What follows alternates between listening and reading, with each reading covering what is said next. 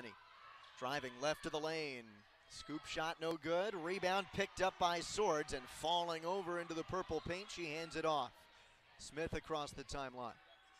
In front of the American bench. Manis going to work. Passes out of the double team, but a low pass. Smith has to corral. Manis stepping back, finds the cutting LaBarbera, twisting and turning. Back to a 10-point lead for the Crusaders. Are you kidding me? That's the type of cut and finish you expect from a 6'3" player, not a 5'6" player. LaBarbera is a special talent for this team. And a good feed as well by Lauren Manis, who picks up her 4th assist. All air on that 3 for Bartner. Now Manis from distance, doing it all this afternoon, and she's up to 10 points. The game's evolved. You gotta shoot the 3 to survive. That's why this Holy Cross team appears to be for real. You look at the national leaderboards, it's not like the top team in the country is necessarily the top 3-point shooting team, but you can't struggle. Offensive foul on Jade Edwards. You saw her duck the shoulder, and she gets called. That's her 2nd. Team's 4th of the quarter. It's number 2 Baylor, 5th in the country in 3-point shooting. Number 4 UConn's 15th. You gotta be able to at least be competent from 3-point range, and Holy Cross supplements that with Manis and Swords down low, and players like Smith who aren't afraid to take a charge, who have established themselves as pass masters as well. This team's good. This team is very good. They have 3 of the top 5 3-point shooters in the conference coming into today, with Manis at 1, Petey at 3, Smith at 5.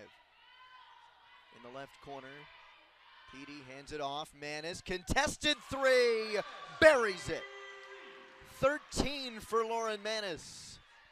American defended that well. They got out to the perimeter, and Manis just steps up and buries a contested shot. Now the Crusaders 8 of 13 from beyond the arc. Vresh dialing one up, too strong. LaBarbera on the board, and that's the other thing the Crusaders do well. Rebound margin coming into today, leading the Patriot League, and there's Lauren Manis again, and causing American to call a timeout. Well, Holy Cross led by Lauren Manis on quite the run. The Patriot League preseason player of the year, showing us why. Yeah, it's the 2nd time in a row she's been a preseason player of the year, and she's the basketball equivalent of a 5-tool player.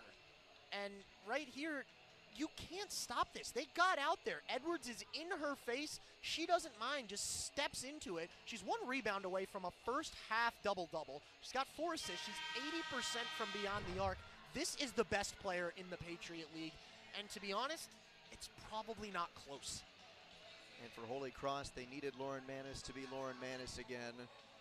4th highest scorer in this program's history. Last couple games, Holy Cross has struggled, and at times it's been Manis not being her usual self in terms of point total. At times it's been her not being her usual self on the glass, but she is back in all facets this afternoon. 16 and 9.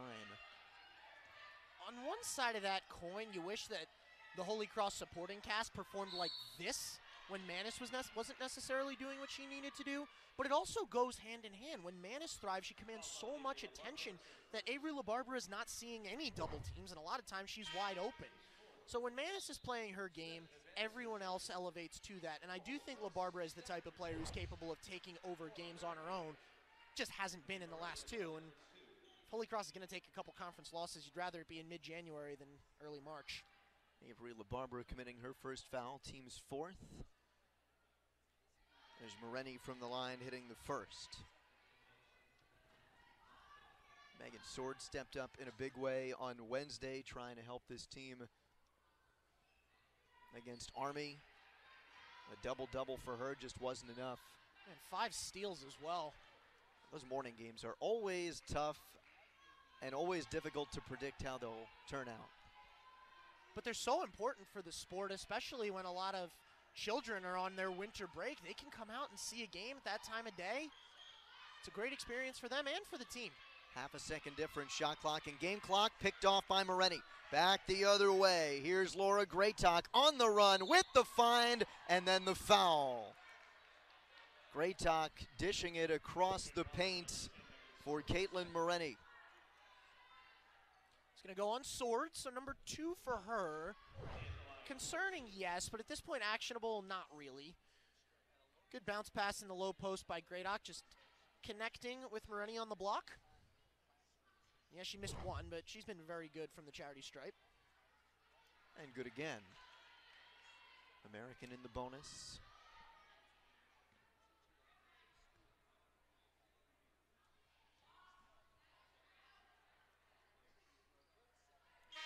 And good once again. Over an 80% free throw shooter coming into play today. Under 5 to play in the first half. Holy Cross on 9 of 14 shooting from beyond the arc with a big lead. Smith letting one fly, but too short. So the Crusaders trying to end a 2-game losing streak, come back home to Hart Center, and they have been daggers from distance.